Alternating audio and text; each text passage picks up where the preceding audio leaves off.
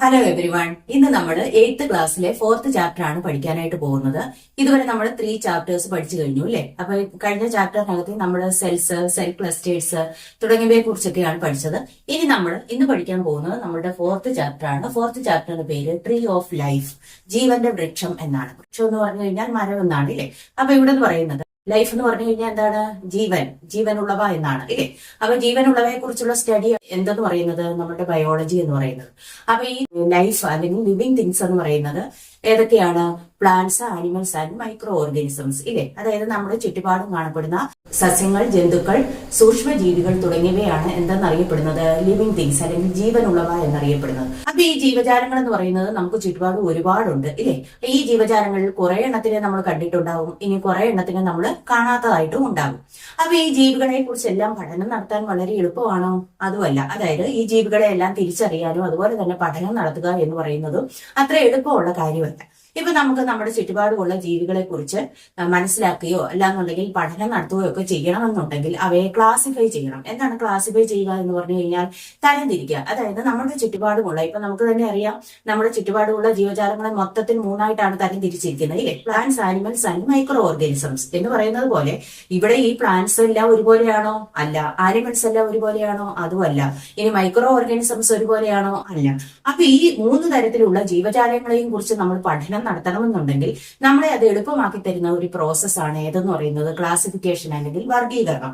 ഇപ്പൊ നമുക്ക് കുറച്ച് ജീവികളെ തരികയാണ്, അതിനെ ക്ലാസിഫൈ ചെയ്യാൻ നമ്മളോട് പറയുകയാണെന്നുണ്ടെങ്കിൽ നമ്മൾ എങ്ങനെയൊക്കെ ആയിരിക്കും തരംതിരിക്കുക? അതായത് സൈസ് അല്ലെങ്കിൽ വലിപ്പം നോക്കൂ ഇല്ലേ. വലിപ്പം കൂടിയ ജീവികൾ, വലിപ്പം കുറഞ്ഞ ജീവികൾ, ഇനി അതിന്റെ കളർ അല്ലെങ്കിൽ നിറം നോക്കാം. അതുമല്ല എന്നുണ്ടെങ്കിൽ പറക്കാൻ കഴിവുള്ളവയാണോ, പറക്കാൻ കഴിവില്ലാത്തവയാണോ, മുട്ടയിടുന്ന ജീവികളാണോ, മുട്ടയിടാത്ത ജീവികളാണോ. അപ്പൊ ഇങ്ങനെയൊക്കെ ഉള്ള ക്യാരക്ടേഴ്സ് നോക്കിയിട്ടായിരിക്കും നമ്മൾ എന്ത് ചെയ്യുന്നത്? അവയെ ക്ലാസിഫൈ ചെയ്യുന്നത് അല്ലെങ്കിൽ തരംതിരിക്കുന്നത്. അപ്പൊ നമുക്ക് പറ്റുന്ന രീതിയിൽ, അതായത് എക്സ്റ്റേണൽ ഫീച്ചേഴ്സ്, പുറമെയുള്ള സ്വഭാവ സവിശേഷതകൾ നോക്കി നമ്മൾ തരംതിരിക്കും അല്ലെ. സിമ്പിൾ ആയിട്ടുള്ള ഒരു ക്ലാസിഫിക്കേഷൻ. ഇനി പണ്ട് കാലം മുതലേ ജീവികളെയൊക്കെ എന്ത് ചെയ്തിരുന്നു?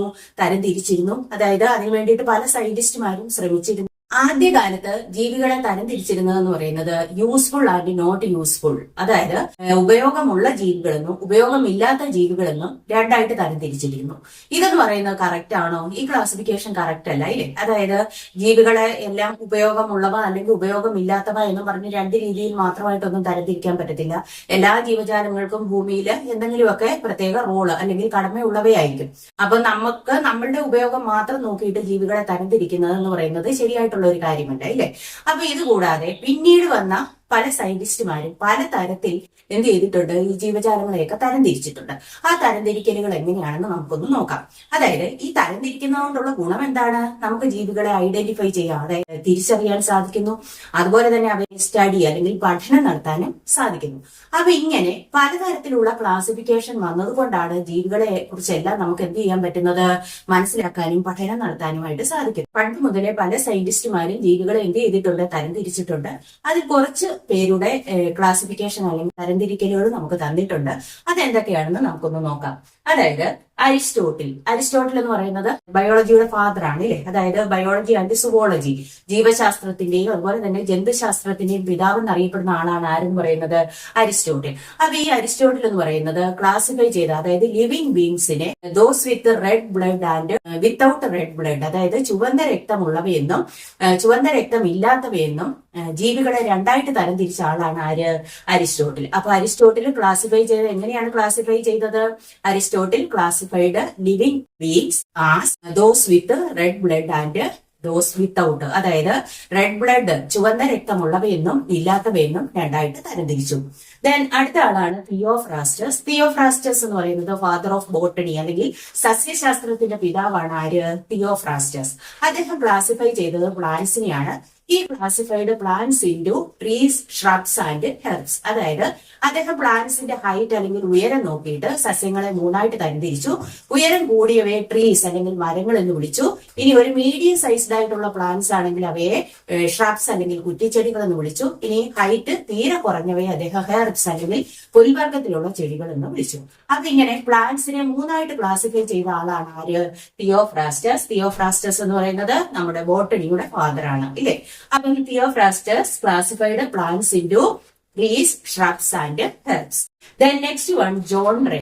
John Ray scientific method of classification കൊണ്ടുവന്ന ആളാണ്. അതായത് he initiated the scientific method of classification. അദ്ദേഹം ശാസ്ത്രീയമായിട്ടുള്ള ഒരു വർഗീകരണം മുന്നോട്ട് കൊണ്ടുവന്ന ആളാണ് ആരെന്ന് പറയുന്നത് ജോൺ റേ. അതുപോലെ തന്നെ he introduced the term species. Species എന്ന് പറയുന്ന പദം കൊണ്ടുവന്നതും ആര് തന്നെയാണ്? ജോൺ റേ ആണ്. He initiated the scientific method of classification. അതായത് വർഗീകരണത്തിന്റെ ഒരു ശാസ്ത്രീയമായ രീതി മുന്നോട്ട് വെച്ച ആളാണ് ആരെന്ന് പറയുന്നത് ജോൺ റേ. അതുപോലെ തന്നെ he introduced the term species. Species എന്ന പദം കൊണ്ടുവന്നു. ഇനി അടുത്ത സയന്റിസ്റ്റ് ആണ് ഏണസ്റ്റ് ഹേക്കൽ. അപ്പൊ ഇദ്ദേഹമാണ് 3 കിങ്ഡം ക്ലാസിഫിക്കേഷൻ കൊണ്ടുവന്നത്. അതായത് നമ്മുടെ ചുറ്റുപാടുമുള്ള ജീവികളെ മൊത്തം ഇദ്ദേഹം 3 കിങ്ഡംസ് ആയിട്ട് തരംതിരിച്ചു. ആ 3 കിങ്ഡം ക്ലാസിഫിക്കേഷൻ കൊണ്ടുവന്ന ആളാണ് ആര്? Ernest Haeckel. അതായത് നമ്മുടെ ചുറ്റുപാടുമുള്ള ജീവികളെ മൊത്തം അദ്ദേഹം 3 കിങ്ഡംസ് ആയിട്ടാണ് തിരിച്ചത്. Kingdom Animalia, kingdom plant and protista. അതായത് അനിമേലിയ എന്ന് പറയുന്ന ആനിമൽസ് ആണ്. പ്ലാന്റ് എന്ന് പറയുമ്പോൾ അതിനകത്ത് പ്ലാന്റ്സിനെ ഉൾപ്പെടുത്തി. അതുപോലെ തന്നെ പ്രോട്ടിസ്റ്റ എന്ന് പറയുമ്പോൾ മൈക്രോ ഓർഗാനിസംസ് ഒക്കെയാണ് അതിനകത്തിൽ വന്നത്. അപ്പൊ ഇങ്ങനെ 3 കിങ്ഡം ക്ലാസിഫിക്കേഷൻ കൊണ്ടുവന്ന ആളാണ് ഏണസ്റ്റ് ഹേക്കൽ. ഏതൊക്കെയാണ് 3 kingdoms? Animalia, plant and protista.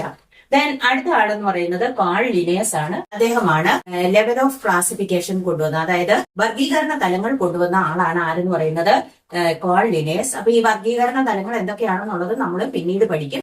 അപ്പൊ ജീവികളെ പല ലെവൽസ് ആയിട്ട്, പല തലങ്ങളായിട്ട് തിരിച്ച ആളാണ് ആരെന്ന് പറയുന്നത് കാൾ ലിനേഴ്സ്. അതുപോലെ തന്നെ he provided scientific foundation for classification. അതായത് ക്ലാസിഫിക്കേഷൻ ഒരു ശാസ്ത്രീയമായ അടിത്തറ കൊണ്ടുവന്ന ആളും കൂടിയാണ് ആരെന്ന് പറയുന്നത് കാൾ ലിനേഴ്സ്. അതുകൊണ്ട് കാൾ ലിനേഴ്സിനെ ഫാദർ ഓഫ് ടാക്സോണമി എന്നറിയപ്പെടുന്നു. ടാക്സോണമി അല്ലെങ്കിൽ വർഗീകരണ ശാസ്ത്രം എന്ന് പറഞ്ഞു കഴിഞ്ഞാൽ ബയോളജി അല്ലെങ്കിൽ ജീവശാസ്ത്രത്തിലെ ഒരു ശാഖയാണ്. ഇതിനകത്തേക്ക് നമ്മൾ ജീവികളെ ക്ലാസിഫൈ ചെയ്യുന്നതൊക്കെയാണ് പഠിക്കുന്നത്. ടാക്സോണമി എന്താണെന്നൊക്കെ ഉള്ളത് നമ്മൾ പിന്നീട് ഡീറ്റെയിൽഡ് ആയിട്ട് പഠിക്കും. അപ്പൊ ടാക്സോണമി നമ്മുടെ ബയോളജി അല്ലെങ്കിൽ സയൻസിന്റെ ഒരു ബ്രാഞ്ച് ആണ്. അതിനകത്തിൽ എന്തിനെ കുറിച്ചാണ് നമ്മൾ പഠിക്കുന്നത്? ജീവികളുടെ ക്ലാസിഫിക്കേഷനെ കുറിച്ചൊക്കെയാണ്. അപ്പൊ ഇങ്ങനെ ക്ലാസിഫിക്കേഷനൊക്കെ കുറിച്ച് പഠിക്കാൻ വേണ്ടിയിട്ട് തന്നെ ബയോളജിക്ക് ഒരു ബ്രാഞ്ച് ഉണ്ട്. ആ ബ്രാഞ്ചിനെയാണ് എന്തെന്ന് വിളിക്കുന്നത്? ടാക്സോണമി അല്ലെങ്കിൽ വർഗീകരണ ശാസ്ത്രം. അപ്പൊ ഈ ടാക്സോണമിയുടെ ഫാദർ ആണ് ആരെന്ന് പറയുന്നത് കാൾ ലിനേഴ്സ്. കാരണം ഇദ്ദേഹം എന്തൊക്കെ കോൺട്രിബ്യൂഷൻസ് ആണ് നൽകിയത്? വർഗീകരണ തലങ്ങൾ കൊണ്ടുവന്നു. ഈ വർഗീകരണ തലങ്ങളെ അദ്ദേഹം ഒന്നുകൂടി എന്ത് ചെയ്തു? പുനരാവിഷ്കരിച്ചു. അതുകൂടാതെ തന്നെ he provided scientific foundation for classification. വർഗീകരണത്തിന് ഒരു ശാസ്ത്രീയമായ അടിത്തറ കൊണ്ടുവന്നു. ഇതൊക്കെ കൊണ്ടാണ് കാൾ ലിനേഴ്സിനെ എന്തെന്നറിയപ്പെടുന്നത്? ഫാദർ ഓഫ് ടാക്സോണമി അല്ലെങ്കിൽ വർഗീകരണ ശാസ്ത്രത്തിന്റെ പിതാവായിട്ട് അറിയപ്പെടുന്നത്. അപ്പൊ നോക്കിക്കേ, നമുക്ക് നമ്മുടെ ചുറ്റുപാടുമുള്ള ജീവികളെ ഐഡന്റിഫൈ ചെയ്യാനും അതുപോലെ തന്നെ അവയെക്കുറിച്ച് മനസ്സിലാക്കാനും അവയെക്കുറിച്ച് പഠനം നടത്താനും എന്ത് നമ്മളെ സഹായിക്കുന്നു? ക്ലാസിഫിക്കേഷൻ അല്ലെങ്കിൽ വർഗീകരണം സഹായിക്കുന്നു. പല ആൾക്കാരും പല തരത്തിൽ ജീവികളെ എന്ത് ചെയ്തിട്ടുണ്ട്? ക്ലാസിഫൈ ചെയ്തിട്ടുണ്ട്. അതിൽ പ്രധാനികളായിരുന്നു ആരൊക്കെ? Aristotle, Theophrastus, John Ray, Ernst Haeckel and Carl Linnaeus. Aristotle എങ്ങനെയാണ് ക്ലാസിഫൈ ചെയ്തത്? ലിവിംഗ് ബീങ്സിനെ റെഡ് ബ്ലഡ് ഉള്ളവയെന്നും ഇല്ലാത്തവയെന്നും രണ്ടായിട്ട് തിരിച്ചു. അതായത് ചുവന്ന രക്തമുള്ളവയെന്നും ഇല്ലാത്തവയെന്നും രണ്ടായിട്ട് തിരിച്ച ആളാണ് Aristotle. Then next one, Theophrastus. Theophrastus classified plants into trees, shrubs and herbs. സസ്യങ്ങളെ വൃക്ഷങ്ങൾ, കുറ്റിച്ചെടികൾ, പുൽവർഗത്തിലുള്ള ചെടികൾ എന്നിങ്ങനെ മൂന്നായിട്ട് തരംതിരിച്ചു. ജോൺ റേ അദ്ദേഹം ജീവിച്ചിരുന്നത് 17th സെഞ്ചുറിയിലാണ്. അദ്ദേഹം ക്ലാസിഫിക്കേഷൻ ഒരു സയന്റിഫിക് മെത്തേഡ് കൊണ്ടുവന്നു അല്ലെ, അതായത് ശാസ്ത്രീയമായിട്ടുള്ള ഒരു രീതി മുന്നോട്ട് വെച്ചു. അതുപോലെ തന്നെ ഈ introduced the term species. Species എന്ന പദം കൊണ്ടുവന്നു. ദെൻ ഏണസ്റ്റ് ഹേക്കൽ ഇദ്ദേഹം ജീവിച്ചിരുന്നത് 19th സെഞ്ചുറിയിലാണ്. ഇദ്ദേഹം 3 കിങ്ഡം ക്ലാസിഫിക്കേഷൻ ആണ് കൊണ്ടുവന്നത്. അതായത് ജീവികളെ മൊത്തം 3 കിങ്ഡംസ് ആയിട്ട് തരംതിരിച്ചു. Kingdom animalia, plant and protista. Then അടുത്ത ആളെന്ന് പറയുന്നത് കാൾ ലിനേഴ്സ് ആണ്. 18th സെഞ്ചുറിയിലാണ് ജീവിച്ചിരുന്നത്. ഇദ്ദേഹമാണ് ലെവൽസ് ഓഫ് ക്ലാസിഫിക്കേഷൻ അല്ലെങ്കിൽ വർഗീകരണ തലങ്ങൾ കൊണ്ടുവന്നത്. അതുപോലെ തന്നെ ക്ലാസിഫിക്കേഷൻ ഒരു സയന്റിഫിക് ഫൗണ്ടേഷൻ ഇല്ലേ, ഒരു ശാസ്ത്രീയമായ അടിത്തറ കൊണ്ടുവന്നു. ഈ കോൺട്രിബ്യൂഷൻസ് ഒക്കെ നൽകിയത് കൊണ്ട് അദ്ദേഹത്തെ ഫാദർ ഓഫ് ടാക്സോണമി, വർഗീകരണ ശാസ്ത്രത്തിന്റെ പിതാവായി അറിയപ്പെടുന്നു. ഇനി നമുക്ക് ഈ ലെവൽസ് ഓഫ് ക്ലാസിഫിക്കേഷൻ അല്ലെങ്കിൽ വർഗീകരണ തലങ്ങൾ ഏതൊക്കെയാണെന്നൊക്കെ ഉള്ള കാര്യങ്ങൾ അടുത്ത ക്ലാസ്സിൽ പഠിക്കാം. ഇന്ന് പറഞ്ഞ കാര്യങ്ങൾ എല്ലാവർക്കും മനസ്സിലായി കാണുമെന്ന് പ്രതീക്ഷിക്കുന്നു. Thank you.